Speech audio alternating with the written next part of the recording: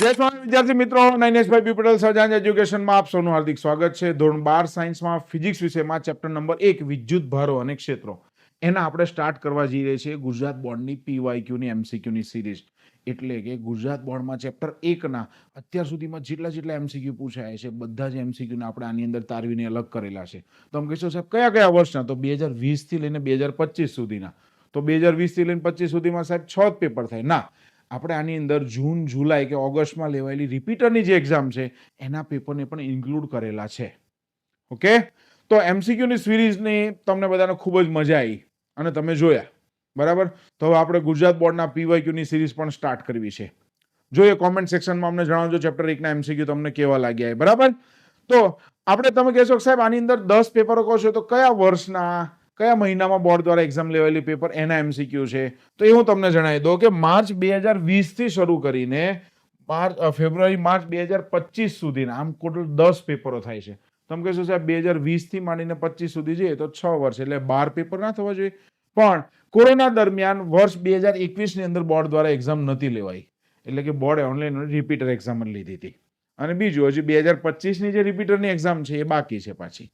Okay, એટલે આમ 10 પેપરો થાય છે. ચેપ્ટર નંબર 1 ની અંદર જો તમે એવરેજ ગણવા જાઓ તો 4 થી 5 એમસીક્યુ આવે છે, એટલે કે 50 એમસીક્યુ માંથી 10% વેઇટેજ 4 એમસીક્યુ થી 5 એમસીક્યુ ચેપ્ટર નંબર 1 ના હોય છે. અને બધા વિદ્યાર્થીઓને ચેપ્ટર નંબર 1, 2 અને 3 ના એમસીક્યુ થોડા અઘરા પડતા હોય છે. અને બોર્ડમાં તમને કહી રાખું, આ 3 ચેપ્ટરમાંથી જ એમસીક્યુ લોકો સહેજ બદલે એટલે બધાને પેપર અઘરું લાગે છે, બરાબર. તો આમાં એ અઘરા પેપરના એમસીક્યુ પણ આપણે સમાવેશ કરેલો છે અને આપણે સંપૂર્ણ સોલ્યુશન જોવું છે, એ પણ શોર્ટકટ ટ્રીક સાથે, બરાબર.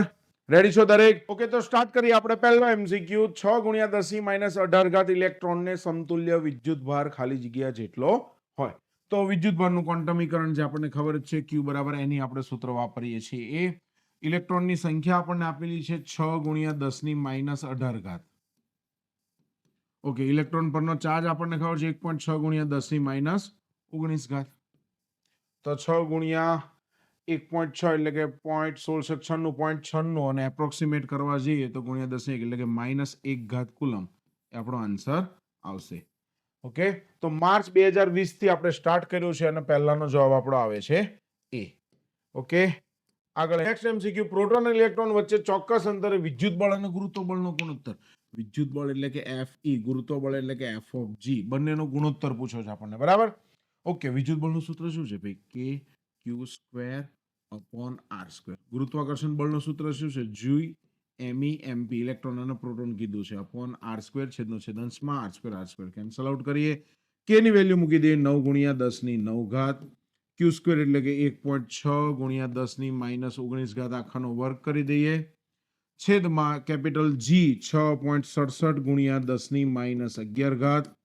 માસ ઓફ ઇલેક્ટ્રોન થશે 9.1 × 10⁻31 અને માસ ઓફ પ્રોટોન થશે 1.67 × 10⁻27 કિલોગ્રામ. રેડી?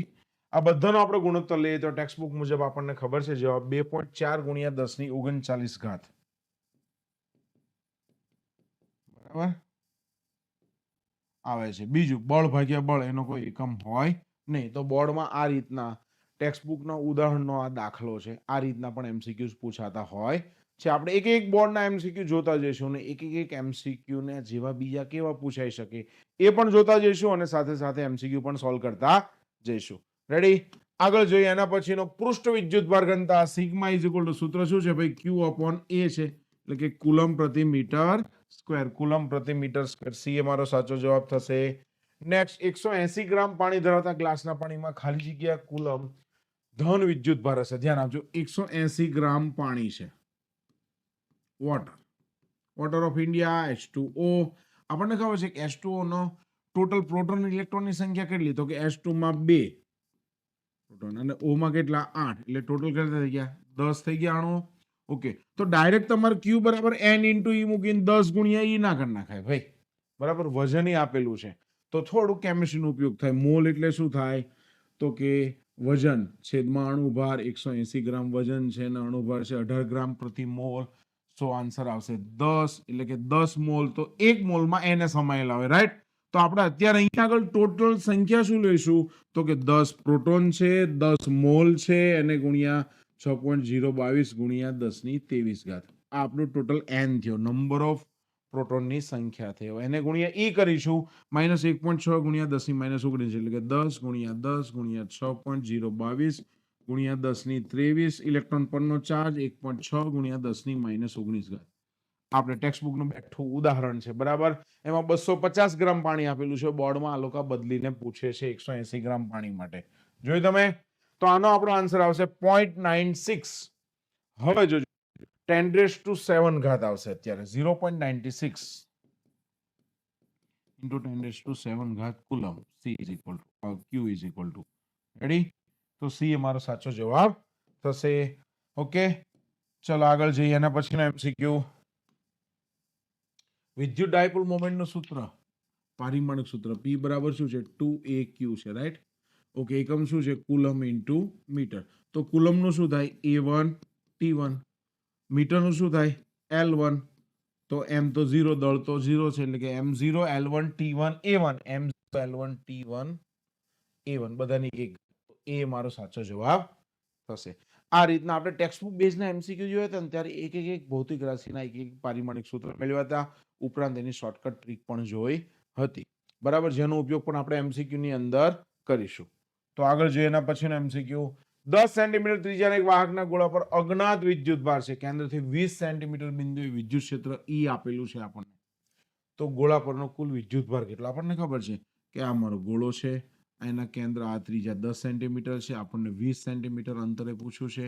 તો બહારનું બિંદુ થાય. બહારના બિંદુ માટેનું સૂત્ર છે E બરાબર KQ/R². Q આપણને પૂછ્યો છે તો E × R²/K.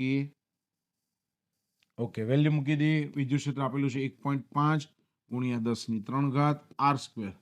20 સેન્ટીમીટર દૂર એટલે કે 0.2 નો વર્ગ થઈ ગયો. ઓકે, છેદમાં K એટલે કે 9 ગુણ્યા 10^9. હવે જોજો, આપણને એવું કહે છે કે વિદ્યુત ક્ષેત્ર છે ત્રિજ્યાવર્તી દિશામાં અંદર તરફ હોય. વિદ્યુત ક્ષેત્ર ત્રિજ્યાવર્તી દિશામાં અંદર તરફ કોની અંદર હોય? તો કે ઓનલી એન્ડ ઓનલી ઋણ વિદ્યુત ભારમાં જ હોય. વિદ્યુત ક્ષેત્ર કોનામાં હોય? ઋણ વિદ્યુત ભારમાં. ત્રિજ્યાવર્તી ક્યાં હોય? અંદર તરફ.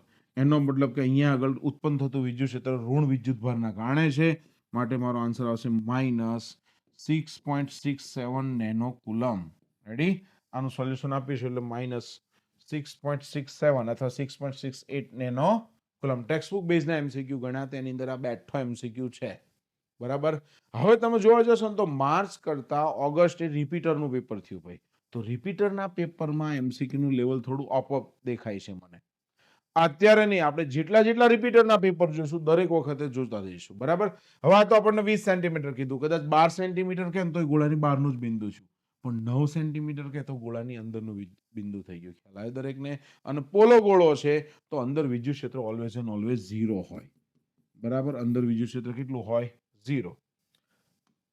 આગળ ફરી ઓગસ્ટ 2020 નો પ્રશ્ન છે. અનંત લંબાઈનો રેખીય વિદ્યુતભાર 2 સેન્ટીમીટર અંતરે આટલા વિદ્યુત ક્ષેત્ર ઉત્પન્ન કરે છે. તો રેખીય વિદ્યુતભાર ઘનતા લેમ્બડા મારે મેળવવાની છે. આપણે ભણી ગયેલા છીએ કે અનંત લંબાઈનો તાર છે વિદ્યુતભારિત, તો એનાથી r અંતરે આવેલા બિંદુએ ઉત્પન્ન થતું વિદ્યુત ક્ષેત્ર E બરાબર સૂત્ર શું છે? શોર્ટકટ ટ્રીક પ્રમાણે 2k λ/r. રેડી. તો લેમ્બડા ઇઝ ઇક્વલ ટુ શું થાય? E × r/2k થાય. રેડી. E ની વેલ્યુ કેટલી આપેલી છે આપણને જોતો છે? 9 ગુણ્યા 10^4. ડિસ્ટન્સ r 2 સેન્ટીમીટર એટલે કે 2 ગુણ્યા 10^-2. એવું કહેવાય કે ના કહેવાય? ઓકે, ચલો 2 k એટલે કેટલા થાય? 9 ગુણ્યા 10^9. રેડી છે? ઓકે, તો આપણે આન્સર ગણવો છે 2 કેન્સલ, 9 કેન્સલ, 10^4 ને 2 એટલે કે 10^2 થઈ. ઉપર -9 આવી, 10^-7 કુલમ પ્રતિ મીટર. 10^-7 કુલમ પ્રતિ મીટર. 1 ગુણ્યા 10^-7 બી મારો સાચો જવાબ થશે. રેડી. તો આ રીતના સહેલા MCQ પણ ઘણી વખત આવતા હોય છે. એકબીજાથી 1 mm અંતર રહેલા ઇલેક્ટ્રોન અને પ્રોટોન વચ્ચે લાગતું વિદ્યુત બળ કે છે મને. ચલો, ઇલેક્ટ્રોન અને પ્રોટોન, તો km નો m ઇલેક્ટ્રોન એટલે કે -e, પ્રોટોન એટલે કે +e. ડિસ્ટન્સ મને આપેલું છે 1 mm એટલે કે 10^-3 નો વર્ગ થઈ ગયો. મીટરમાં ફેરવી દીધું મેં. હવે ઓપ્શનમાં જોજો k અને e આપેલા છે. જોયા તમે? દરેક ઓપ્શનમાં k અને e. તો મારે એની વેલ્યુ નથી મૂકવાની. તો આ -m ના m k × e² લખાય. આ 10^-6 ઉપર આવે કેટલા થાય? 10^+6 થાય ન્યૂટન. તો આવો આન્સર આપેલો છે 10⁻6 ke સ્ક્વેર, તો કે માઇનસ આ ઇલેક્ટ્રોનના 10⁻6 ke સ્ક્વેર, તો કે બી એ મારો સાચો જવાબ થશે. ઘણા બધા વિદ્યાર્થી છે ને ઓપ્શન જોઈને ગભરાઈ જાય કે આમાં કયું ટીક કરવું, કયું ના ટીક કરવું. તો પહેલા તમારે પ્રશ્ન વાંચીને સીધી કિંમત નહીં મૂકવાની, એક વખત ઓપ્શન સામું જોઈ લેવાનું. ઓપ્શન શું કહેવા માંગે છે. રેડી, બહુ સરસ MCQ આપણે ગણતા જઈએ છીએ. આગળ જોઈએ, વિદ્યુત ફ્લક્સના પરિમાણ પૂછ્યા છે આપણને. ચલો, હવે મે 2021 નું પેપર આપણું સ્ટાર્ટ થાય છે. ત્રીજા નંબરનું પેપર ગણવા જઈએ તો આપણે, બરાબર. ઓકે, તમે કહેશો સાહેબ માર્ચ ના આવે, ઓગસ્ટ પછી હવે ફરી માર્ચ. ભાઈ, કોરોનાનો સમય હતો, પેપર લેવાયું નહોતું, એટલે ઓનલી એન્ડ ઓનલી મે મહિનામાં એક્ઝામ લીધી હતી જે લોકો ફેલ થયા હતા એની. Okay, flux phi is equal to શું થાય, E ઇન્ટુ એ. નો એકમ છે ન્યૂટન પ્રતિ કુલમ, એ નો મીટર સ્ક્વેર. ન્યૂટન એટલે m1 l1 t -2 metre square એટલે કે l2, કુલમ એટલે a1 t1. ગણવા માંડીએ આપણે MCQ નું m1 l1 t -3 m1 l3, okay, t -3 a -1. એટલે આપણે શોર્ટકટ ટ્રીક યાદ રાખી હતી 13 31 પાછળના બે માઇનસ, 13 31 પાછળના બે માઇનસ, તો ડી અમારો સાચો જવાબ થશે. રેડી, સરસ. આગળ જોઈએ, એક પદાર્થ પર n1 પ્રોટોન છે ભાઈ, એટલે કે n1 ઇન્ટુ E પ્રોટોન છે, n2 ઇલેક્ટ્રોન તો કુલ વિદ્યુતભાર, તો n2 ઇલેક્ટ્રોન પણ એનો ચાર્જ કેવો હોય, માઇનસ, તો કુલ વિદ્યુતભાર Q કેટલો થાય, ચલો E ને કોમન કાઢો, શું થાય, n1 - n2 into E, n1 - n2 into E, તો એ મારો સાચો જવાબ થશે. રેડી, આગળ નેક્સ્ટ MCQ, વિદ્યુત ફ્લક્સ ફરી આપણને જુલાઈ 2022 માં પૂછેલું છે ભાઈ. વિદ્યુત ફ્લક્સ હમણાં જોયું 13 31, આગળના બે માઇનસ. સમાન રીતે વિદ્યુત ભરિત અનંત સમતલથી r અંતરે મળતું વિદ્યુત ક્ષેત્ર અંતર r પર આધાર રાખતું નથી. કેમ? ધ્યાન આપજો, કારણ કે અનંત લંબાઈનું પૃષ્ઠ હું લઈ લઉં છું અત્યારે, તમને ગણીને બતાવું છું. એના પર ઉત્પન્ન થતા વિદ્યુત ક્ષેત્રનું સૂત્ર છે σ/2ε0. આમાં કોઈ જગ્યાએ r છે નહીં, r પર આધાર નહીં રાખતું. બીજી એક સાબિતી મેં ટેક્સ્ટબુક બેઝના MCQ વખતે આપેલી હતી કે અહીંથી તમે આટલી વિદ્યુત ક્ષેત્ર રેખાઓ ડ્રો કરી જોજો. હો, તમે વિદ્યુત ક્ષેત્ર રેખાઓ ડ્રો કરી. આગળ જોઈએ આપણે. ચલો, હવે વિદ્યુત ક્ષેત્ર રેખાઓ ડ્રો કર્યા પછી તમે જોજો દરેક કે અહીંયા આગળ હું એક રાઉન્ડ ડ્રો કરું, આ કેસરી કલરનું, એમાંથી કેટલી ક્ષેત્ર રેખાઓ પસાર થાય છે, 3. ચલો, હવે એક બીજા કલરનું રાઉન્ડ લઈશું, એ એટલા જ એરિયાનું ડ્રો કરવાનું ને મારે તો, બરાબર. તો એમાંથી કેટલી ક્ષેત્ર રેખાઓ પસાર થાય છે, 3 જ થાય છે ભાઈ. ડિસ્ટન્સ વધાર્યું મેં, જોજો પહેલા આટલું ડિસ્ટન્સ હતું, હવે આટલું કર્યું. હજી હું એક બીજા કલરનું એક રાઉન્ડ લઉં છું અને ચેક કરું છું આટલા અંતરે, તો એ કેટલી ક્ષેત્ર રેખાઓ પસાર થાય છે, 3. જોયું તમે, ડિસ્ટન્સ બદલતા ગયા પણ પસાર થતી વિદ્યુત ક્ષેત્ર રેખાઓની સંખ્યા નથી બદલાતી. એનો મતલબ જ એવો થાય છે કે વિદ્યુત ક્ષેત્ર નથી બદલાતું અને અંતર r પર આધાર રાખતું નથી. સરસ. આગળ, જુલાઈ 2022 નીચેના પૈકી કયો વિદ્યુત ક્ષેત્ર રેખાઓ માટે સાચું નથી ભાઈ. હું જો અને આંખે વળગે એવું છે ભાઈ, બંધ ગાળો રચે છે, એકદમ ખોટી વાત છે. વિદ્યુત ક્ષેત્ર રેખાઓ કોઈ દિવસ બંધ ગાળો ના રચે. ધન વિદ્યુતભારમાંથી નીકળે, ઋણમાં વિરામ પામે, પણ બંધ ગાળો રચે નહીં. ઓનલી ઓનલી ચુંબકમાં જ શક્ય છે, બીજી કોઈ જગ્યાએ શક્ય નથી. બિંદુ ડાયપોલ માટે આપણે ભણેલા છીએ કે 2a ટેન્ડ્સ ટુ 0 અને q ટેન્ડ્સ ટુ ઇન્ફિનિટી. આવી જે રચનાઓને કહેવાય બિંદુ ડાયપોલ, એટલે કે ધન અને ઋણ વિદ્યુતભાર એકદમ સંપાત નહીં થઈ જતા એકબીજા પર. ધ્રુવીય અણુની વ્યાખ્યા આવે છે ખબર, ધન અને ઋણ વિદ્યુતભાર એકબીજા પર સંપાત થયેલા હોય, એના ઉદાહરણ પણ આવે છે, એ પણ આપણે સમજવા જોઈએ. H2 O2 CH4 CO2, right કે નહીં? ઓકે, તો ધન અને ઋણ વિદ્યુતભાર એકબીજા પર કેન્દ્રિત નહીં થાય, થોડુંક ઝીરો ડિસ્ટન્સ નહીં બંને વચ્ચેનું, થોડુંક ઓછું, ઝીરો નહીં, એનાથી થોડુંક ઓછું. એટલે કે ધન અને ઋણ વિદ્યુતભાર એકબીજાથી અમુક અંતર હોય, પાછો એનો જે ચાર્જ છે ખૂબ જ વધારે હોય. હવે આ જે ડાયપોલ બની, આને કહેવાય બિંદુ ડાયપોલ. એટલે કે 2a ટેન્ડ્સ ટુ ઇન્ફિનિટી અને q tends to 0. Okay, 2a tends to infinity અને q ટેન્ડ્સ ટુ 0. આગળ એક પદાર્થ n1 ઇલેક્ટ્રોન, ફરી એનું એક પૂછે છે, n1 ઇલેક્ટ્રોન એટલે કે માઇનસ લખી નાખું. n2 પ્રોટોન એટલે કે n2 ઇન્ટુ E લખાય તો શું થાય, આમાં કહો તો n2 - n1 ઇન્ટુ E, કુલ વિદ્યુતભાર શું થાય, n2 - n1 ઇન્ટુ E. અહીં આગળ હવે તમે જોયું ઓપ્શનમાં n1 સ્ક્વેર n2 સ્ક્વેર એવું આપ્યું છે, પણ એનાથી તમારે ભ્રમિત થવાનું નહીં. March April 2022. ચલો, માર્ચ એપ્રિલ 2022 નો ફરી MCQ. 2.4 મીટરનો વ્યાસ ધરાવતો એક સમાન વિદ્યુતભારિત ગોળા પર વિદ્યુતભારની પૃષ્ઠ ઘનતા મને આપેલી છે. તો ગોળા પરનો વિદ્યુતભાર ખાલી જગ્યા મિલીકુલમ છે ભાઈ. રેડી, પ્રશ્ન શાંતિથી વાંચવાનો. ઓકે, વિદ્યુતભારની પૃષ્ઠ ઘનતા સિગ્મા બરાબર શું થાય, Q/A થાય. હવે જોજો, વિદ્યુત ભાર પૂછો છો મને તો સિગ્મા ઇન્ટુ એ. સિગ્મા કેટલા આપેલા છે 80. માઇક્રો નહીં ભૂલી જવાનો હો ભાઈ, 10⁻6 કુલમ પ્રતિ મીટર સ્ક્વેર. રેડી. 2.4 જોજો હો, વ્યાસ છે. ઘણા છે ને ઉતાવળમાં લઈ લે છે, આ વ્યાસ શબ્દ નહીં વચાતો ભાઈ. તો એની ત્રિજ્યા 1.2 થાય. ગોળાના ક્ષેત્રફળનું સૂત્ર છે 4 એટલે કે 3.14 r સ્ક્વેર એટલે કે 1.2 નો વર્ગ મીટરમાં જ આપેલો છે. રેડી. આ બધાનું આપણે સોલ્યુશન કરીશું એટલે આન્સર આવશે 1.45 ગુણ્યા 10⁻³ કુલમ, એટલે કે એને મિલી કુલમ પણ કહેવાય. 1.45 મિલી કુલમ. સી એ મારો સાચો જવાબ થશે. વિદ્યુત ક્ષેત્રરેખાઓ એ વક્ર છે કે જેના દરેક બિંદુએ દોરેલો સ્પર્શક લાગ. ક્ષેત્રરેખાના દરેક બિંદુએ દોરેલો સ્પર્શક શું દર્શાવે ભાઈ? વિદ્યુત ક્ષેત્રરેખાની દિશા દર્શાવે. શું દર્શાવે? વિદ્યુત ક્ષેત્રરેખાની દિશા. માત્ર દિશા, મૂલ્ય તો આપે જ નહીં ભાઈ. ઓકે. ગુણોત્તર k²/gmE નું પરિમાણ ભાઈ બધાને ખબર છે, સ્વાધ્યાયનો દાખલો છે m0 l0 t0 a0. પણ તમને એમ થાય ના સાહેબ મને નથી ખબર, મને સાબિત કરીને બતાવો. વાંધો નહીં ભાઈ, આપણે સાબિત કરીને જોઈ લઈએ એક વખત ફટાફટ, અને શોર્ટકટ તરીકે જોઈ લઈએ. કે નો એકમ શું છે? તો કે newton metre square upon coulomb square. Right કે નહીં? કેપિટલ જી નો એકમ શું છે? Newton metre square upon kilogram square છેદનો છેદ અંશમાં. me ઇન્ટુ mp એટલે કે શું થાય? કિલોગ્રામનો સ્ક્વેર. ઈ સ્ક્વેર એનો એકમ શું થાય? Coulomb square. ચલો ફટફટ કેન્સલ થવા મળશે. Kilogram square coulomb square, newton metre square. So પારિમાણિક સૂત્ર થશે m0 l0 t0 a0. તો પરિમાણ રહિત જે ઓપ્શન આપેલો હોય એ મારો સાચો જવાબ થશે. રેડી. ગણવાની ખૂબ જ મજા આવે છે MCQ માં હો ભાઈ. જેટલો તમને ફંડામેન્ટલ ક્લિયર હશે એટલી મજા આવશે. હવે જો આ માર્ચ એપ્રિલ 2022 નો જ MCQ છે, આપણને વાત કરે છે શૂન્યાવકાશમાં રાખેલા ખાલી જગ્યા વિદ્યુતભારમાંથી નીકળતી વિદ્યુત ક્ષેત્રરેખાઓની સંખ્યા. હું તમને કહું આંકડો છે ને તમને કંઈક વસ્તુ યાદ આવતી હશે. જોજો ટેક્સ્ટબુક પેજના MCQ માં હતો કે એક કુલમમાંથી બહાર નીકળતી વિદ્યુત ક્ષેત્રરેખાઓની સંખ્યા 1.13 ગુણ્યા 10⁻11 હતી. એનાથી ઊંધું તો ડાયરેક્ટ એક કુલમ તો આપણે ઠીક કરી જ શકીએ, પણ એવું નહીં. કોક એવું કહે છે કે સાહેબ મને આ વસ્તુ જ નથી ખબર, મને પહેલેથી શીખવાડો. તો સમજાવું છું તમને. ફ્લક્સ એટલે વિદ્યુત ભાર ક્ષેત્રરેખાઓની સંખ્યા, અને ફ્લક્સનું સૂત્ર છે એક છે E.ds અથવા E.A અને બીજું છે Q/ε0. તો અત્યારે આપણે વિદ્યુત ભાર કુલમની વાત થાય છે એટલે Q/ε0 નો ઉપયોગ કરીશું.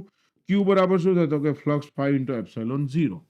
રાઈટ કે નહીં? ફ્લક્સ 5 આપેલો છે 1.13 ગુણ્યા 10⁻11.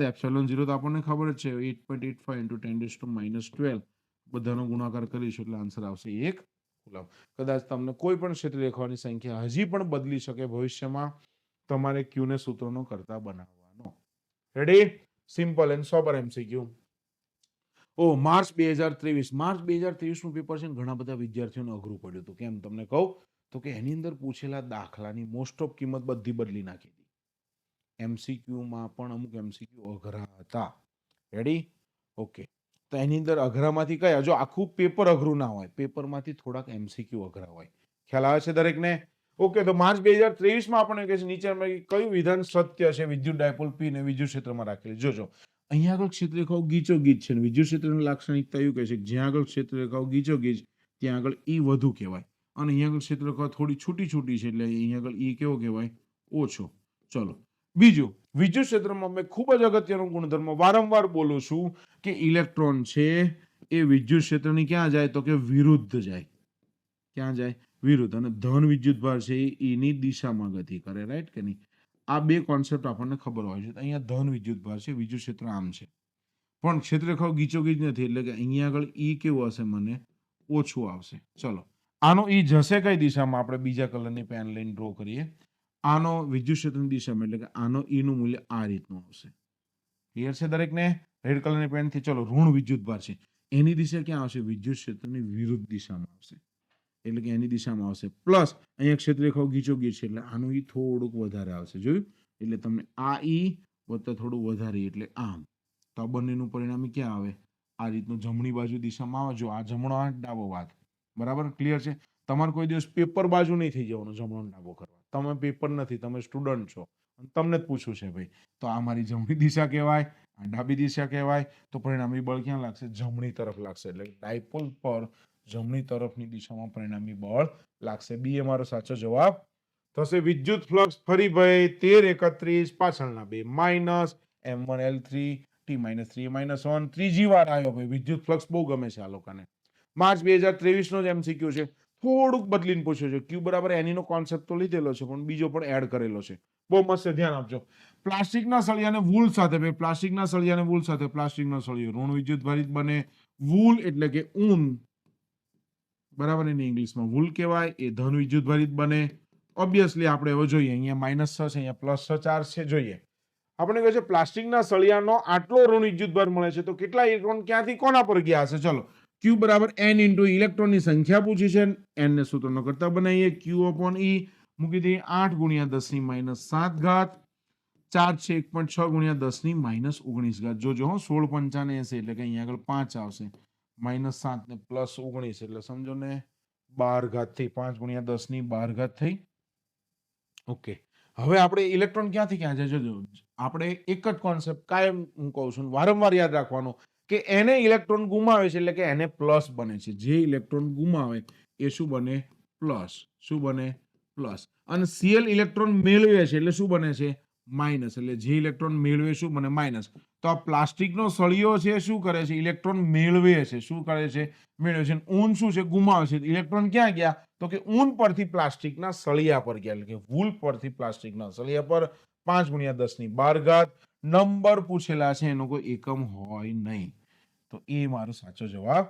આગળ 25 સેન્ટીમીટર ત્રિજ્યાના ગોળાકાર કવચ પર 3/π કુલમ પર મીટર સ્ક્વેરની પૃષ્ઠ વિદ્યુતભાર ઘનતા મેળવવા માટે કેટલો વિદ્યુતભાર જરૂરી છે? Q પૂછ્યું છે. આપણને ખબર છે કે પૃષ્ઠ ઘનતા સિગ્મા બરાબર Q/A. તો Q પૂછ્યો છે તો સિગ્મા ઇન્ટુ A. આની ગોળાકાર કવચ આપણને ખબર છે એનું ક્ષેત્રફળ શું થાય? 4πr². સિગ્મા આપણને જે આપેલો હોય 3/π આપેલો છે. વાંધો નહીં મૂકી દઈએ કિંમત 3/π. 4 પાઈ એમનો એમ રાખીએ. પાઈ કેન્સલ થાય એટલે r². 25 સેન્ટીમીટર ત્રિજ્યા છે એટલે કે 0.25 મીટર થઈ ગયું ભાઈ. ઓકે, ભાગ્યા 100. રેડી. એનો વર્ગ ગણતરી કરવા જઈશું એટલે આન્સર આવશે 0.75 કુલમ. રેડી. બી એ મારો સાચો જવાબ. તો આજના પૃષ્ઠ વિદ્યુતભાર ઘનતાને પૂછે છે, કદ વિદ્યુતભાર ઘનતાને પૂછે તો એ પ્રમાણે કદનું સૂત્ર લેવાનું. બીજું કંઈ અઘરું હોતું નથી. પણ એમાં ગોળો કવચ ના હોય, ગોળો નક્કર હોય. પાછું કદ વિદ્યુતભાર ઘનતામાં એટલું યાદ રાખવાનું. રેડી. ઓકે, હવામાં 3 સેન્ટીમીટર અંતરેલા બે આલ્ફા કણો વચ્ચે લાગતું કુલમ બી અપાકર્ષણ ભાઈ. આલ્ફા કણ એટલે હિલિયમનું ન્યુક્લિયસ. ચેપ્ટર નંબર 13 માં આવશે ભાઈ. અને એની અંદર જો તમે શું હોય, બે પ્રોટોન અને બે ઇલેક્ટ્રોન એટલે એના પરનો ચાર્જ આપણે 2e લઈએ છીએ. રેડી. ઘણી બધી વખત MCQ માં આવે છે આલ્ફા કણનો વિદ્યુતભાર તો કે 2e એટલે કે 1.6 ગુણ્યા 10 - 19 ગુણ્યા 2 એટલે કે 3.2 ગુણ્યા 10 - 19. રેડી. ઓકે, તો આપણને અપાકર્ષણ બળ પૂછ્યું છે તો કે K2e * 2e upon r². મૂકી દો. કે ની કિંમત 9 ગુણ્યા 10 - 9 2e એટલે કે 2 * 2 4e² એટલે કે 1.6 ગુણ્યા 10 - 19 ઘાતનો વર્ગ કરી દઉં ફટાફટ. ઓકે, ડિસ્ટન્સ છે 3 સેન્ટીમીટર એટલે કે 3 ગુણ્યા 10 - 2 નો વર્ગ કરી દઉં. આ બધાની ગણતરી કરીશ એટલે આન્સર આવશે મારો 1.024 ગુણ્યા 10 - 24 ઘાત ન્યૂટન. તમે કહેશો સાહેબ આ બધું તમે કેલ્ક્યુલેશન કેમ નહીં કરાવતા? પણ અહીંયા આગળ કેલ્ક્યુલેશન કરાવવું તો વિડીયોની લેન્થ લાંબી બને. રેડી. જે તમને જોવું કંટાળાજનક લાગે અને સહેલા MCQ અને તમે પાસ આઉટ કરતા હશો એ તો મને ખ્યાલ છે. રેડી. ઓકે, આગળ જે 1 કુલમ વિદ્યુતભારને સમતુલ્ય પ્રાથમિક કે મૂળભૂત વિદ્યુતભાર હોવા તો એકદમ ઈઝીમાં ઈઝી રિપીટર એક્ઝામનો એક MCQ જુલાઈ 2023 નો 1 કુલમને સમતુલ્ય વિદ્યુતભાર Q બરાબર એની વિદ્યુતભારનું ક્વોન્ટમીકરણ n * E નંબર ઓફ વિદ્યુતભાર પૂછેલા છે. 1 કુલમના છેદમાં 1.6 ગુણ્યા 10 - 19 ઘાત. 1 ભાગ્યા 1.6 ને કહેવાય 0.625 ગુણ્યા 10 - 19 ઉપર આવે તો 10 + 19 પોઈન્ટ કાપો એટલે 6.25 ગુણ્યા 10 - 18 ઘાત. 6.25 ગુણ્યા 10 + 18 ઘાત એ મારો સાચો જવાબ થશે. નંબર ઓફ ઇલેક્ટ્રોન પૂછેલા છે આનો એકમ હોય નહીં. એક સમાન વિદ્યુત ક્ષેત્ર x અક્ષની દિશા માટે ધન x અક્ષની દિશામાં ઋણ x અક્ષ માટે ઋણ x અક્ષની દિશામાં છે. લો 20 સેન્ટીમીટર લંબાઈ અને 2 સેન્ટીમીટર ત્રિજ્યાનું નળાકાર એનું કેન્દ્ર છે ઉગમ બિંદુ પર મૂકવાનું છે. તો વક્ર સપાટી સાથે ફ્લક્સ કેટલું ધ્યાન આપજો. આ ઉગમ બિંદુ છે. x આમ છે, y આમ છે. બરાબર. ધન x અક્ષની દિશાનું વિદ્યુત ક્ષેત્ર આમ છે. આ રીતનું પ્લસ x અક્ષ માટેનું. બરાબર. ઋણ x અક્ષ માટેનું વિદ્યુત ક્ષેત્ર છે આ રીતનું. ઋણ વિદ્યુત ક્ષેત્રની દિશામાં. રેડી. હવે હું એક નળાકાર ડ્રો કરું છું ભાઈ. આની અંદર ધ્યાન આપજો. તો એક મેં નળાકાર ડ્રો કર્યો, એનું કેન્દ્ર છે ઉગમ બિંદુ પર આવે એ રીતના, રાઈટ? તો તમે વિચારો આ સપાટી છે બહારની, ટેક્સ્ટબુકના ઉદાહરણની અંદર પણ આવે છે, છતાં તમને કહું છું આ જે બહારની સપાટી છે એનો ક્ષેત્રફળનો સદિશ કેટલાનો ખૂણો બનાવ્યો 90, એટલે અહીંયા તો કોઈ ફ્લક્સની વિદ્યુત ક્ષેત્ર રેખા બહાર નીકળે એવી પોસિબિલિટી જ નથી, એટલે ફ્લક્સ તો શૂન્ય જ છે આ બે સપાટી. ટેક્સ્ટબુકના ઉદાહરણની અંદર પણ આની સારી એવી વાત કરેલી છે જો તમે વ્યવસ્થિત સમજ્યા હો તો. હવે આ બે સપાટી છે, આ બે સપાટીમાં અહીંયા જેટલી બહાર નીકળે છે એટલી ને એટલી અહીંયા બહાર નીકળે છે. જોઈ તમે ક્ષેત્ર રેખાઓ, એ ટોટલ ફ્લક્સ કેટલું થઈ જશે? શૂન્ય, જે ટેક્સ્ટબુકના ઉદાહરણ પરથી પૂછેલો છે આ MCQ. માટે ટેક્સ્ટબુકના દાખલા સમજવા ખૂબ જ અગત્યના છે અને સૂત્ર સમજવા ખૂબ અગત્યના છે. આ બે કોન્સેપ્ટ તમારા ક્લિયર એટલે બધું જ ક્લિયર. અને એના માટે અમે MCQ ની સિરીઝ બનાવેલી છે કે જેમાં અમે સૌથી પહેલા સૂત્ર સમજાવીએ છીએ અને ત્યારબાદ એના MCQ કરાવીએ છીએ, એ પણ ટોપિક વાઇઝ. બરાબર? આ બોર્ડના MCQ લેવા પાછળનો હેતુ જ એવો છે કે તમને ચેપ્ટર વાઇઝ MCQ સોલ્વ થાય. એટલે ચેપ્ટર 1 તમારે ક્લિયર થઈ ગયું છે તો તમે જો એક સાથે કે મને કેટલા નંબર ઓફ MCQ આવડે છે, કયા લેવલના બોર્ડમાં MCQ પૂછાય છે, તો આ બધું તમને ક્લિયર થાય એટલા માટે. રેડી? ઓકે, આગળ જોઈએ. એના પછી એક વિદ્યુત ડાયપોલમાં બે વિદ્યુતભાર વચ્ચેનું અંતર, વિદ્યુતભાર આપેલો છે ડાયપોલ મોમેન્ટ ભાઈ P બરાબર શું છે? 2AQ. ચલો અંતર આપેલું છે 5 mm, 5 × 10⁻³ જો 2n જ કહેવાય એને બે વડે ગુણવાનું લે ભાઈ, ધન અને ઋણ વિદ્યુતભાર વચ્ચેનું અંતર જ 2a હતું. ઓકે, જાણકારી માટે વિદ્યુતભાર છે 9 × 10⁻৯. ઓકે, 9 × 5 એટલે કે 45. આ કેટલા છે કહો તો જોઈ? 9 3 10⁻12 થયા. હવે 45 કે 4.5 ના ફોર્મમાં નહીં આપેલું, જોયું? નેનો અને માઇક્રો છે તો નેનો વધારે સેટ થાય ને, તો આપણે આને હજુ 2 પોઈન્ટ કાપી નાખીએ એટલે કે 0.45 કરીએ તો કેટલા થાય કહો તો જોઈ? 10 જ થાય. પણ 0.045 કરું તો કેટલા થાય? તો 10⁻9 થઈ ગયું કુલમ. 9 ને 10⁻9 કે નેનો, તો કે 0.045 nano coulomb into metre, sorry coulomb into metre dipole moment 0.045 nano, 0.045 nano coulomb into metre, એ મારો સાચો જવાબ થશે. અને આવા જ્યારે MCQ આપેલો ને ત્યારે પોઈન્ટને 2 વખત ગણવાના. જેટલી ઉતાવળ કરવા જાવ એટલું ખોટું પડે. જેટલો MCQ સહેલો એટલી હોશિયાર વિદ્યાર્થીનું ભૂલ પડવાની શક્યતા વધારે. હલાય દરેકને. આગળ, સમાન વિદ્યુતભાર વિતરણ ધરાવતી કવચની બહારના બિંદુએ વિદ્યુત ક્ષેત્ર કેટલું હોય? બરાબર? ઓકે, આ કવચ છે, ધ્યાન આપજો. હું એના પર જેટલો બી ચાર્જ આપીશ ને એ કવચની સપાટી પર જ રહેશે. અંદર ક્યાં રહે? અંદર તો હવા છે, હવા થોડો ચાર્જને સંગ્રહી શકે. તો કે જેટલો ચાર્જ આપીશ એ બધો એની સપાટી પર રહેશે. તો હવે મારા તંત્રને ગણવું હોય તો શું કરાય? તો કે આખો ચાર્જ એના કેન્દ્ર પર કેન્દ્રિત થયેલો છે એમ ગણીને મારે વિદ્યુત ક્ષેત્ર મેળવવાનું થાય. કે D એ મારો સાચો જવાબ થશે. આ ટેક્સ્ટબુકની અંદર આપેલી થિયરી બેઝ ક્વેશ્ચન છે. રેડી? ચલો, જુલાઈ 2023 નો હજી એક MCQ છે. વિદ્યુતભારની કદ ઘનતા. કદ ઘનતા ρ એકમ કદ દીઠ વિદ્યુતભાર. એકમ થશે કુલમ પ્રતિ મીટર ક્યુબ. કુલમ પ્રતિ મીટર ક્યુબ. બી એ મારો સાચો જવાબ થશે. ફરી કહું છું, લેમ્ડા એટલે કે એકમ લંબાઈ દીઠ વિદ્યુતભાર, વિદ્યુતભારની પૃષ્ઠ ઘનતા એટલે કે એકમ ક્ષેત્રફળ દીઠ વિદ્યુતભાર, કદ ઘનતા એટલે એકમ કદ દીઠ વિદ્યુતભાર. આનો એકમ છે કુલમ પ્રતિ મીટર, આનો એકમ છે કુલમ પ્રતિ મીટર સ્ક્વેર, આનો એકમ છે કુલમ પ્રતિ મીટર ક્યુબ. રેડી? આ દરેકે સમજવા જેવું છે. એક MCQ પરથી આપણને પારિમાણિક સૂત્ર પણ પૂછી શકે છે. એક સમઘનના કેન્દ્ર પર ક્યુ વિદ્યુતભારને મૂકતા તેની કોઈ એક બાજુ સાથે સંકળાયેલ ફ્લક્સ. ધ્યાન આપજો, ટેક્સ્ટબુક બેઝ MCQ ભણાયા હતા ત્યારે મેં સમઘનના અલગ અલગ બિંદુએ મૂકીએ આપણે વિદ્યુતભાર અને કઈ કઈ પોસિબિલિટી થાય બધી શીખવાડેલી છે. અત્યારે તો મને કહે છે કે કેન્દ્ર પર કહે છે. ક્યાં આગળ? કેન્દ્ર પર. તો આખો ગોળો આમ વચ્ચે આવી ગયો. ઓકે, આપણે અલગ કલરની પેનથી જોઈ લઈએ. કેન્દ્ર પર આ રીતના મેં વિદ્યુતભાર મૂક્યો તો સમઘનને કેટલી બાજુ હોય ભાઈ? 6 બાજુ હોય. તો દરેક બાજુના ભાગમાં કેટલો આવે? તો કે Q/6 ભાગ આવે.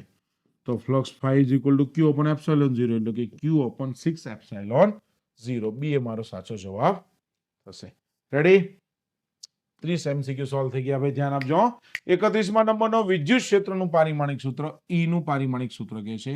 E નો એકમ શું થાય છે? તો કે ન્યૂટન પ્રતિ કુલમ. ચલો ગણીએ. M1 L1 T-2 કુલમ એટલે શું થશે કહો તો? A1 T1. ચલો મૂકવા માંડો. M1 L1 T-3 થઈ જશે અને A-1. આને કહેવાય 11 31. શું કહેવાય? 11 31. M1 L1 T-3 A-1 પાછળના બે માઇનસ જેમ ફ્લક્સમાં આવતા હતા એના જેવું જ બરાબર. હવે જોજો ફ્લક્સમાં આમાં ડિફરન્સ શું તમારે શોર્ટકટ ટ્રીક યાદ રાખવી હોય તો કહું છું. ફ્લક્સની અંદર શું આવે ફ્લક્સ પાઈ બરાબર E ઇન્ટુ A આવે રાઈટ કે નહીં. હવે જોજો એટલે કે વિદ્યુત ક્ષેત્રનું તો એમાં મીટર સ્ક્વેર એટલે L ની 2 ઘાત ઉમેરી દેવાની તો આમાં L ની 2 ઘાત ઉમેર એટલે કેટલા થઈ ગયા 13. તો એની અંદર આપણે કહેતા હતા 13 31 પાછળના બે માઇનસ અને આને કહેવાય 11 31 પાછળના બે માઇનસ. એટલે કે વિદ્યુત ક્ષેત્ર એકલું યાદ રાખો એના પરથી તમને ફ્લક્સનું આપોઆપ યાદ રહી જાય. કયું 11 31 13 31. રેડી છે. આગળ બે સમાન સુવાહક ગોળો A અને B પર પ્લસ Q અને માઇનસ Q વિદ્યુતભાર છે તેમની વચ્ચેનું અંતર D હોય ત્યારે F જેટલું કુલંબીય બળ લાગે છે. ચલો આપણે બે ગોળા ડ્રો કરી નાખ્યા. ઓકે એક મિનિટ હો ભાઈ, ગોળા તો ડ્રો કર્યા પણ એમાં કલર આપણે થોડો વ્યવસ્થિત લેવો પડશે ભાઈ. ઓકે આ એક ગોળો છે એની અંદર આપણે શેપ ફિલ કરી દઈએ. ઓકે આગળ આપણે બીજો ગોળો લઈ લઈએ હવે. ઓકે આની અંદર પણ આપણે શેપ ફિલ કરી દઈએ. બીજો ગોળો છે એટલે સહેજ અલગ કરી દઈએ બરાબર. ઓકે ધ્યાન આપજો દરેક. હવે આ બે ગોળા છે મારા, એના પર એક પર છે પ્લસ Q અને એક પર છે માઇનસ Q વિદ્યુતભાર. તેમની વચ્ચેનું અંતર કેટલું આપેલું છે આપણને D આપેલું છે ત્યારે લાગતું બળ F છે એટલે એવું કહી દેવાય F બરાબર K plus Q minus Q upon D square. Ready. ચલો આગળ એવું કહે છે જો ગોળા B પરથી આ ગોળો B છે અમારો, આ ગોળો A છે, જો ગોળા B પરથી 50% વિદ્યુતભાર A પર સ્થાનાંતરિત કરું. લો આ માઇનસ Q છે નો 50% એટલે Q/2 એટલે કે માઇનસ Q/2 આના પર હું ટ્રાન્સફર કરું. કોના પર? A પર માઇનસ Q/2 ટ્રાન્સફર કર્યા હતો Q માઇનસ Q હતો માઇનસ Q/2 ટ્રાન્સફર કર્યા તો વધે કેટલો માઇનસ Q/2 એટલે કે B પરનો મારે માઇનસ Q/2 લખી શકો જોજો હો. એટલે B પર હવે વધશે કેટલો માઇનસ Q/2 વધશે. રેડી. ઓકે હવે A પર કેટલો હતો પ્લસ Q હતો માઇનસ Q/2 આવ્યો તો A પર હવે કેટલો થશે Q/2 થશે પ્લસ. રેડી. એકમાંથી અડધો જાય તો અડધો જ વધે ને ભાઈ તો અહીંયા આગળ આવશે Q/2. રેડી. ડિસ્ટન્સ કેવું બદલવાનું એ લોકોએ કીધું જ નથી ભાઈ. તો આ F ડેશ છે તો F ડેશ બરાબર શું થાય કહો તો જી F/4 થાય ને 2 × 2 4 માઇનસ તો અહીંયા આગળ હતા જ. રેડી. તો બળ કેટલું થઈ જશે ચોથા ભાગનું. એક સમબાજુ ત્રિકોણના ત્રણેય શિરોબિંદુ પર પ્લસ Q વિદ્યુતભાર મૂકેલા છે. ત્રિકોણના મધ્ય કેન્દ્ર પર ઉત્પન્ન થતું વિદ્યુત ક્ષેત્ર પૂછેલું છે. ટેક્સ્ટ બુકનો ઉદાહરણ નંબર 1.5 મધ્ય કેન્દ્ર પર ઉત્પન્ન થતું ચુંબકીય લાગતું બળ F બરાબર કેટલું થઈ જશે વિદ્યુત ક્ષેત્ર પૂછેલું સોરી વિદ્યુત ક્ષેત્ર કેટલું થઈ જશે 0. 11મું ધોરણ યાદ આવી ગયું. 11મા ધોરણમાં એવું હતું MM દળ મૂકેલા હતા અને મધ્ય કેન્દ્ર પર ઉત્પન્ન થતું ગુરુત્વાકર્ષણ બળ પૂછ્યું હતું. એ પણ 0 આવતું હતું, આ પણ 0 આવે. ખાસ યાદ રાખજો વિદ્યુત ક્ષેત્ર બળ બધી સદિશ ભૌતિક રાશિ છે. સદિશ ભૌતિક રાશિની અંદર કોઈ પણ તમે બંધ માર્ક કરવા જાઓ એટલે ઓલવેઝ એન્ડ ઓલવેઝ એનો આન્સર 0 જ આવે. પંચકોણ હોય, ષટકોણ હોય, કોઈ પણ વસ્તુ હોય આન્સર કેવો આવશે 0. આ યાદ રાખવા જેવી આપણી ટ્રીક છે બરાબર. આ MCQ ની અંદર મેં તમને કીધી. સમાન વિદ્યુતભાર પૃષ્ઠ ઘનતા સિગ્મા ધરાવતા બે અનંત સમતલ એકબીજાના સમાંતર હોય તો એમની વચ્ચે ઉત્પન્ન થતું વિદ્યુત ક્ષેત્ર કેટલું ધ્યાન આપજો હો ભાઈ. મેં ટેક્સ્ટબુક બેઝ MCQ ચલાય ત્યારે વાત કરી હતી. અહીંયા આગળ કેવું છે સિગ્મા બે અનંત સમતલ એટલે કે આ બંને પર પ્લસ પ્લસ પ્લસ જ છે. ધ્યાન આપજો દરેક. આપણે જોઈ લઈએ હવે બંને પર કેવા છે પ્લસ પ્લસ પ્લસ. હવે જોતા રહેજો હો. આનો સિગ્મા બહાર હોય પ્લસ છે એટલે આનો સિગ્મા ક્યાં હોય બહાર જ હોય આ રીતના. રેડી. તો આ બંને એકબીજાને નાબૂદ કરશે તો એમની વચ્ચે ઉત્પન્ન થતું વિદ્યુત ક્ષેત્ર કેટલું થઈ જાય 0. પણ સાઈડ પર પૂછે તો કે આનો આ અને આનો આ બે ભેગા છે એટલે સિગ્મા અપોન 2 એપ્સિલોન 0 વત્તા સિગ્મા અપોન 2 એપ્સિલોન 0 એટલે શું થશે સિગ્મા અપોન એપ્સિલોન 0. અહીંયા આગળ પણ એવું થશે આનું આમ અને આ પ્લેટ એનો પણ આમ એટલે કે અહીંયા પણ થશે સિગ્મા અપોન એપ્સિલોન 0. પણ અત્યારે આપણને ક્યાં પૂછ્યું છે વચ્ચે છે. વચ્ચે તો આન્સર કેટલો આવશે 0. બંનેની દિશા પરસ્પર વિરુદ્ધ એટલે આન્સર શૂન્ય થઈ ગયો. હવે જોજો હું તમને હજી થોડું બદલીને કહું છું.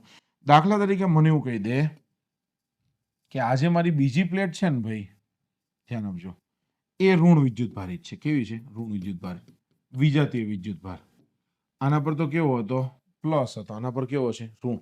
તો ધનની તો કે એની તો પૃષ્ઠ ઘનતા બહાર હોય, ઋણની ક્યાં હોય અંદર હોય. ક્યાં હોય અંદર. એટલે અહીંયા આગળ જોઈએ તો બે એરો પ્લસ છે એટલે કે અહીંયા આગળ સિગ્મા અપોન 2 એપ્સિલોન 0 વિદ્યુત ક્ષેત્ર વત્તા સિગ્મા અપોન 2 એપ્સિલોન 0 એટલે હવે વચ્ચે થશે સિગ્મા અપોન એપ્સિલોન 0 થશે. પણ બહાર જોવો તો જી આ ઋણની આમ અંદર તરફની થઈ જોઈ યલો લાઈન છે, પહેલાની રેડ લાઈન છે, હું તમને ડ્રો કરીને બતાવું. આની રેડ લાઈન આ ધન છે એટલે આમ બહાર તરફ આવી, અહીંયા આગળ પણ ક્યાં આવશે? બહાર તરફ આવી. એટલે અહીંયા આગળ પણ દિશા પરસ્પર વિરુદ્ધ થઈ એટલે કે અહીંયા આગળ વિદ્યુત ક્ષેત્ર શૂન્ય થાય, અહીંયા આગળ વિદ્યુત ક્ષેત્ર કેટલું થશે? શૂન્ય થશે. રેડી? ઓકે, ક્લિયર છે દરેકને? અને અંદર કેટલું થશે? Sigma upon epsilon 0. એટલે બંને કન્ડિશન યાદ રાખશો. બંને પ્લેટ સમાન વિદ્યુત ભારિત વાળી હોય તો વચ્ચે શૂન્ય, બંને અલગ અલગ હોય તો વચ્ચે જ મળે, આજુબાજુ કંઈ ના મળે. આ કન્ડિશનનો ઉપયોગ ચેપ્ટર નંબર 2 કેપેસિટરની અંદર કરેલો છે. આગળ જે આકૃતિમાં દર્શાવ્યા પ્રમાણે ચોરસના 4 શિરોબિંદુ પર સમાન વિદ્યુતભાર મૂકેલા છે તો ડી પર મૂકેલા વિદ્યુત પર લાગતું પરિણામી કુલંબીય બળ. ઘણા બધા વિદ્યાર્થીઓ ભૂલ શું કરે ખબર તમને? ચલો જોજો. હવે એફ ઓફ ડી પર પૂછ્યું છે મને, તો કોના કોના કારણે લાગે કહો તો જોઈ. તો બળ હંમેશા પેરમાં ઉદ્ભવે. પહેલેથી વાત કરું છું, વિદ્યુત ક્ષેત્ર પર્ટિક્યુલર વિદ્યુતભારનું હોય, બળ હંમેશા પેરમાં ઉદ્ભવે. તો ડી પર કોણ કોણ બળ લગાડે? એક તો સી લગાડશે, એ લગાડશે અને બી લગાડશે, પણ ડિસ્ટન્સ બધાના અલગ અલગ હોય. એટલે આમ વાસ્તવમાં ગણવા છે તો સદિશ સ્વરૂપે આપણે ગણવા જઈએ તો આવું ગણે, ડી પર સી લગાડે વત્તા એફ ઓફ ડી પર એ લગાડે વત્તા એફ ઓફ ડી પર કોણ લગાડશે? બી લગાડશે. આમ સરવાળો થાય, બરાબર. પણ સદિશ એવું કહે છે આનું પરિણામી બળ અપાકર્ષણ આમ હશે, આનું નાનું પરિણામી અપાકર્ષણ બળ આમ હશે, તો બંનેનું પરિણામી ક્યાં આવશે? વચ્ચેથી આવશે. અને પાછું ડી બી વાળું છે એ વચ્ચેથી આવશે, એટલે આ બેનો સરવાળો કરવાનો થશે મારે પરિણામીનો. તો પહેલા હું એફ ઓફ ડી ઇન્ટુ એ કહો કે F of D into C કહો, સમાન જ થાય ને. કેમ? તો કે વિદ્યુતભારનું મૂલ્ય સમાન છે અને ડિસ્ટન્સ એ સમાન છે, કે q square upon a square. આ ક્લિયર થઈ ગયું? તો આનું પરિણામી કેટલું થાય? આ બંનેનું પરિણામી, તો કે આ પરિણામીનું એફ ડેશ કહી દઉં છું. એફ ડેશ એટલે સ્ક્વેર રૂટમાં થયું પહેલાનો વર્ગ વત્તા બીજાનો વર્ગ વત્તા 2 ગુણ્યા પહેલું બીજું કોસ થીટા, પણ બંને વચ્ચેનો ખૂણો 90 છે એટલે પાછળનું પદ આવશે નહીં, એટલે પરિણામી બળ થશે √2f. રેડી? તો આ બળ આનું અને આનું પરિણામી √2f થયું. હવે આનું નાનું કરી નાખીએ તો F of D into B લઈ લઈએ આપણે. F of D into B શું થાય કહો તો છે મને? કે ક્યુ સ્ક્વેર અપોન આ એ, તો કર્ણ કેટલો થશે મને કહો છો? કેટલો થાય? √2a. તો √2a નો સ્ક્વેર કરી દેવાનો, રાઈટ? એટલે શું થાય? કે q square upon 2a square થયું, રાઈટ? તો હવે આ પરિણામી એફ ડેશ છે એ અને એફ ઓફ ડી બી છે, આ બંનેનો સરવાળો કરી છે ત્યારે મને કુલ પરિણામી મળશે, એટલે કે એફ ડેશ વત્તા F of D B. Ready? F dash આપણો કેટલો આવે છે જો તો જે પરિણામી √2f. એફ એટલે શું થાય? કે q square upon a square વત્તા ડીબી કેટલો છે? તો કે q square upon 2a square, right? તો કે q square upon a square તો હું કોમન કાઢી નાખીશ, બરાબર કે નહીં? એટલે હું અહીંયા આગળ લખી નાખું એમસીક્યુ થોડો. બીજો એફ ડબલ ડેશ શું આવ્યા કહો જો ફરી એક વખત? √2 કે q square upon a square વત્તા કે q square upon 2a square. ચલો, તો √2 પ્લસ 1/2 કોમન કાઢીશું, કે q square upon a square. તો √2 પ્લસ 1/2 કે q square upon a square. D એ મારો સાચો જવાબ થશે. રેડી? સરસ એમસીક્યુ છે. આ એમસીક્યુ થોડો સારો છે ભાઈ. જુલાઈ 2024 રિપીટરની એક્ઝામમાં પૂછેલો આપણે એમસીક્યુ જોઈએ. એક નળાકાર ગૌસિયન સપાટી સાથે સંકળાયેલું ફ્લક્સ આપેલું છે અને વિદ્યુતભાર પૂછ્યો છે. ફ્લક્સનું સૂત્ર તો આપણને ખબર જ છે, ક્યુ અપોન એપ્સિલોન 0. વિદ્યુતભાર પૂછ્યો છે, ક્યુને સૂત્રનો કરતા બનાવી દો. Flux 5 × epsilon 0. ફ્લક્સ આપેલું છે 1.9 × 10⁵ એપ્સિલોન 0 8.85 × 10⁻12.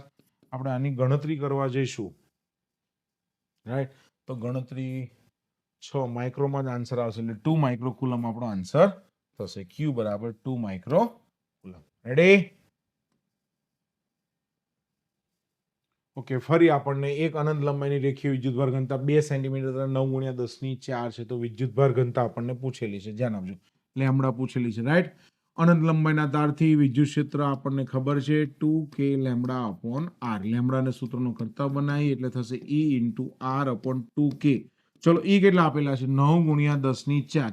ડિસ્ટન્સ કેટલું છે? 2 સેન્ટીમીટર, એટલે એવું કહેવાય 2 × 10⁻² મીટર. 2k એટલે શું થાય? 9 × 10⁹. જોજો હું 2 કેન્સલ, 9 કેન્સલ. એમસીક્યુ એક વખત આવી ગયેલો છે. આ બધી 10⁻² 10⁻9 ઉપર આવે તો માઇનસ, એટલે આન્સર આવશે 10⁻². કેટલી થશે કહો તો જે -7, પણ 10 ની -7 નથી આપેલું, જોયું તમે? તો આને એવું લખાય ભાઈ, હજી આને મારે એક પ્લસ ઘાત કરવી હોય, જોજો દરેક માઇક્રોમાં જ આપણો આન્સર થશે 0.1, બરાબર. પણ આને શું કહેવાય, શું હજી એક ઘાત પોઈન્ટ આગળ કરવો હોય તો આ તો 1 ગુણ્યા 10 ની -7 ઘાત છે, ધ્યાન આપતા રહેજો. અને હજી 0.1 વડે હું ભાગું તો અહીંયા એટલા વડે ગુણવું પડે, એટલે કે +1 થાય તો 10 ની -6 થઈ ગઈ, તો 0.1 માઇક્રોકુલમ પ્રતિ મીટર, 0.1 માઇક્રોકુલમ પ્રતિ મીટર. સી એ મારો સાચો જવાબ થશે. રેડી દરેકને? આની પહેલા પૂછ્યું હતું ને એમાં 10 ની -7 ઘાત એ જવાબ હતો. આની અંદર થોડુંક બદલીને પૂછું. બોર્ડનો જ એમસીક્યુ છે ભાઈ. જો કોઈ પદાર્થને 10 ની 24 ઘાત ઇલેક્ટ્રોન ને 10 ની 26 ઘાત પ્રોટોન ધરાવતો હોય તો વિદ્યુત ભારનો જથ્થો પૂછેલો છે. જોજો, નંબર ઓફ ઇલેક્ટ્રોન આપેલા છે, નંબર ઓફ પ્રોટોન આપેલા છે, બંનેનો પહેલા સરવાળો કરી દઈશ, પછી Q બરાબર N માં રૂપાંતરણ કરી દઈશ, બરાબર. તો પહેલા N શોધવા માટે શું કરીશ કહો તો, જે 10 ની 24 ઘાત છે ઇલેક્ટ્રોન, એને માઇનસ કહી દઉં હું, પ્લસ 10 ની 26 ઘાત છે પ્રોટોન. ચાર્જ બંને પરનો સરખો છે. અત્યારે ઈ નથી મૂકતો, જો ઈ મૂકું તો ટોટલ ચાર્જ જ થઈ ગયો. કોઈક આવું કરે ને તોય ચાલે.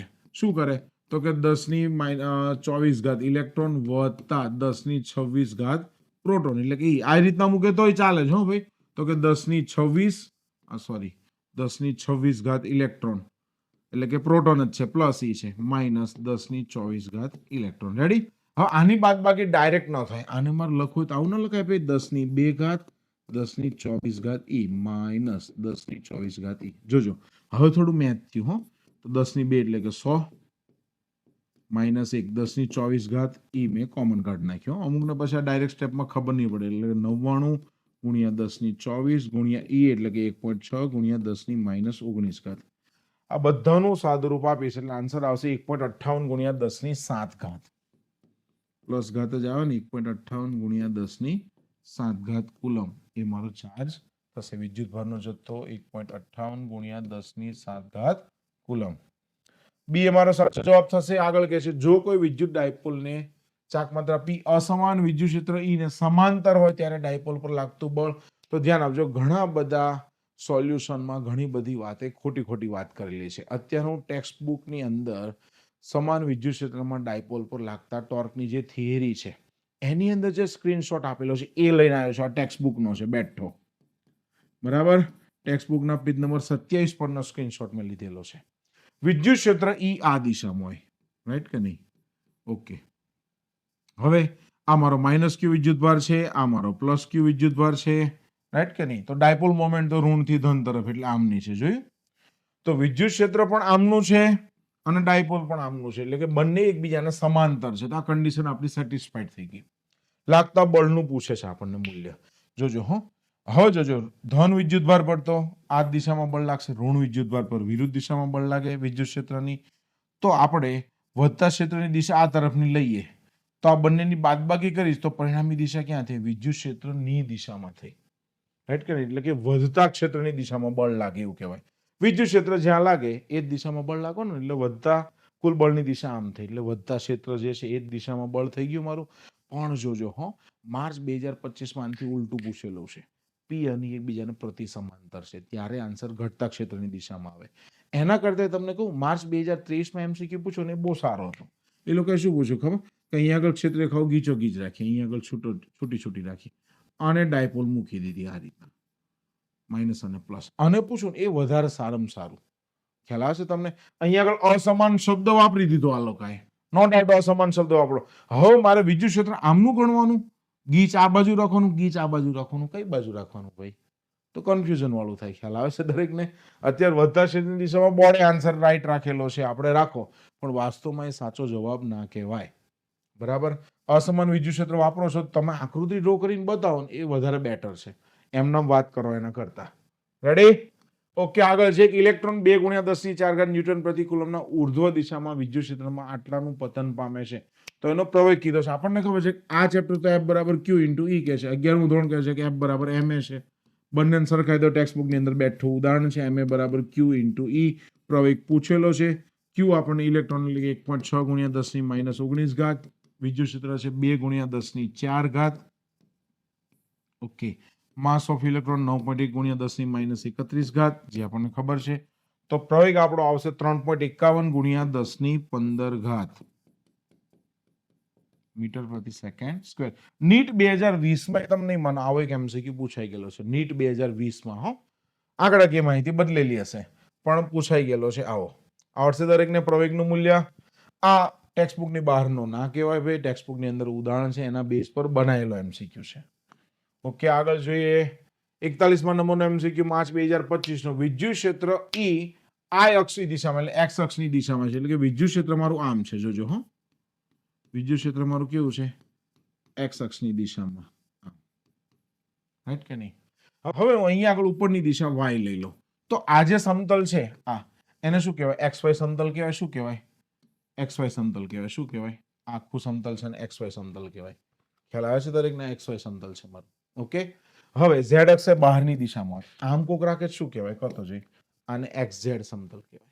આમ રાખે તો xy, આને કહેવાય xz. આમ રાખે શું કહેવાય? એને કતો જોઈ yz સમતલ કહેવાય. અહીંયા આગળ xy સમતલ એટલે આમ વાત કરી છે. હવે વિદ્યુત ક્ષેત્ર 3 ડાયમેન્શનમાં વિચારજો. જો આમ બધી આમ જાય છે તો આ પૃષ્ઠમાંથી પસાર ના થાય. મહત્તમ ક્ષેત્રરેખા ક્યારે પસાર થાય? જ્યારે આમ હોય આ ચોપડો અને ક્ષેત્રરેખા બધી આમ પસાર થતી હોય ત્યારે. ખ્યાલ આવે દરેકને? મહત્તમ. પણ આમાંથી એટલી બધી પસાર ના થાય એટલે પસાર થતું ફ્લક્સ કેટલું થઈ જશે? 0. બીજી શોર્ટકટ ટ્રીક મેં કીધેલી છે હંમેશને માટે ટેક્સ્ટબુક બેઝ એમસીક્યુમાં. જ્યારે મેચિંગ આવે, અહીં આગળ વિદ્યુત ક્ષેત્રની દિશા x કીધેલી છે અને xy સમતલ છે, મેચિંગ આવે ત્યારે ઓલવેઝ ફ્લક્સ 0 જ આવે. કદાચ વિદ્યુત ક્ષેત્ર y અક્ષની દિશામાં કીધું ને તોય મેચિંગ આવ્યું xy, તોય 0 થાત. વિદ્યુત ક્ષેત્ર z અક્ષની દિશામાં હોય તો તમારે બિલકુલ વિચાર નહીં કરવાનો, સીધો ગુણાકાર કરી દેવાનો. આ શોર્ટકટ ટ્રીક પહેલા પણ મેં શીખવાડેલી છે. તો અત્યારે આપણો આન્સર થશે A 0. જ્યારે વિદ્યુત ડાયપોલ મોમેન્ટ P એ અસમાન વિદ્યુત ક્ષેત્રમાં અને E ને પ્રતિ સમાંતર હોય. જો ધ્યાન આપજો, વિદ્યુત ક્ષેત્ર E મારું આમનું છે, વિદ્યુત ડાયપોલ મોમેન્ટની દિશા ઋણથી ધન હોય, વિદ્યુત ક્ષેત્ર ઓલવેઝ એન ધનથી ઋણ હોય. કોણ હોય? વિદ્યુત ક્ષેત્ર. ડાયપોલ મોમેન્ટમાં ઊંધું ક્યાં હોય? એની દિશા ઋણથી ધન હોય. આ બંનેની દિશા ઊંધી હોય. અને તમને મેં એ પણ વાત કરેલી છે, એક સૂત્ર ચલાયા ત્યારે, કે વિદ્યુત ક્ષેત્રમાં આ એની અક્ષ છે, આ એની વિષુવ અક્ષ, એટલે વિષુવ અક્ષના કારણે ઉત્પન્ન થતું વિદ્યુત ક્ષેત્ર ઓલવેઝ વિરુદ્ધ દિશામાં હોય. અક્ષ પર ઉત્પન્ન થતું વિદ્યુત ક્ષેત્ર ક્ષેત્રની દિશામાં જ હોય. પ્રતિ સમાંતર રાખેલી છે આ ડાયપોલ. જોયું વિદ્યુત ક્ષેત્રના?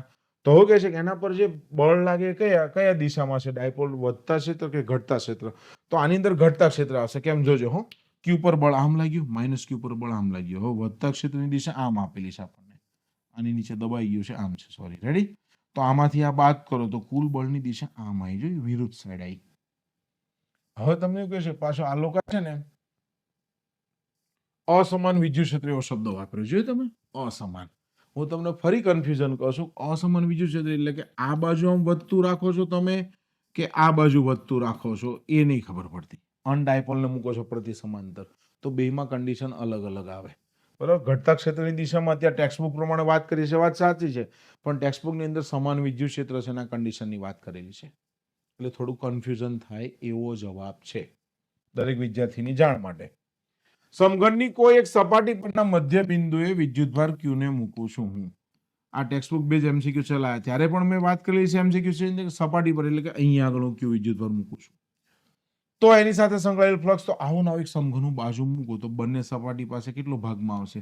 Q/2 તો ફ્લક્સ phi બરાબર શું થશે? Q/2 × epsilon 0, Q/ε0. આગળ 0.4 માઇક્રોકુલમ ધરાવતા વિદ્યુતભારના નાના ગોળા પર -0.8 માઇક્રોકુલમ ધરાવતો નાના ગોળા વડે સ્થિત વિદ્યુતબળ 0.2 ન્યૂટન છે. લો, F એ આપી દીધું છે 0.2 ન્યૂટન, Q1 એ આપી દીધેલા છે, Q2 એ આપી દીધેલા છે આપણને. રેડી? 0.4 માઇક્રોકુલમ -0.8 માઇક્રોકુલમ અને અંતર r આપણને પૂછેલું છે. Simple and sober. F બરાબર K Q1 Q2 r², r² નો સૂત્રનો કરતા બનાવીએ. કે એટલે 9 × 10⁹ એક ચાર્જ ધન છે, એક ઋણ છે, એટલે આકર્ષણ બળ જ લાગે. 10⁻6 મૂકી દઉં હું, 0.8 × 10⁻6 મૂકી દઉં હું. રેડી?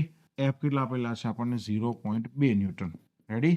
આનું સાદુરૂપ આપીશ એટલે વાસ્તવમાં આવશે 14.4 × 10⁻³ આવશે. એટલે હવે અહીંયા આગળ r² છે, જોજો સાદુરૂપ. આને એક પોઈન્ટ આમ ખસેડીશ એટલે 144 × 10⁻⁴ થશે ભાઈ, r² બરાબર. તો 144 નું વર્ગમૂળ થાય 12, 10 ની માઇનસ 4 ઘાતનું વર્ગમૂળ થાય 10 ની માઇનસ 2 ઘાત r બરાબર. હો જોજો 2 પોઈન્ટ હું કાપીશ એટલે r બરાબર કેટલા થશે 0.12 મીટર. રેડી? r બરાબર 0.12 મીટર આપણો આન્સર થશે. અને હવે માર્ચ 2025 નો છેલ્લો એમસીક્યુ. કેમ કે હવે જે જૂનમાં જે એક્ઝામ લેવાની છે રિપીટરની હજુ લેવાઈ નથી એટલે એનું પેપર આપણી પાસે છે નહીં.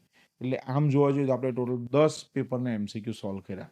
છેલ્લો એમસીક્યુ N2 પ્રોટોન એટલે કે N2 into E, N1 proton N2 electron એટલે કે માઇનસ N2 into E, તો E ને કોમન કાઢો તો N1 minus N2 into E, N1 minus N2 into E, C અમારો સાચો જવાબ થશે. આ સાથે આપણે PYQ ના ટોટલ 45 એમસીક્યુ થયા ચેપ્ટર 1 ને રિલેટેડ.